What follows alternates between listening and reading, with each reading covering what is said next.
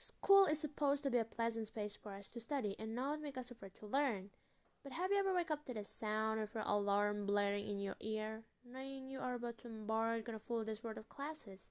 And yet, something in you just can't quite get excited to learn. Like you know you are going to work really hard all day, but you also know that most of what you are about to hear will just bounce right off your brain. I have days like that. We all have days like that. But what if there's a reason why some of us get more bored with school than others? It turns out our brains actually avoid thinking until precisely the right conditions.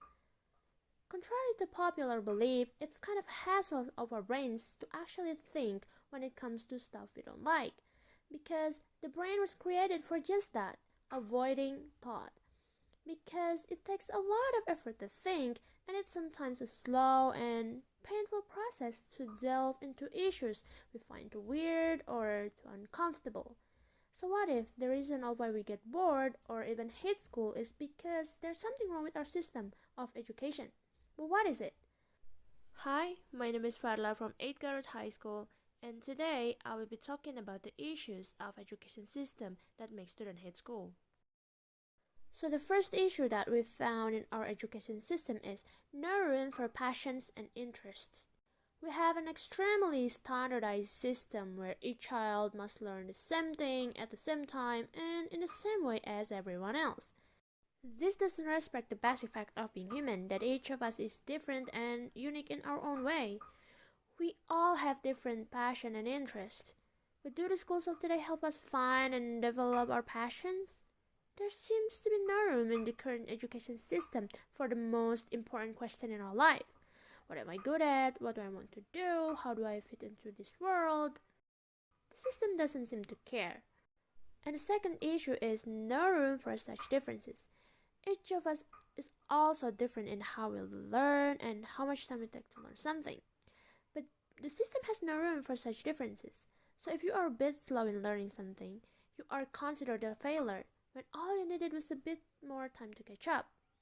And the last issue that I will explain here is the inauthentic learning. Most of the learning that happens in school today is not authentic because it relies on memorization and rote learning. The system defines a generic set of knowledge that all children must know, and then every few months we measure how much has been retained by administering exam.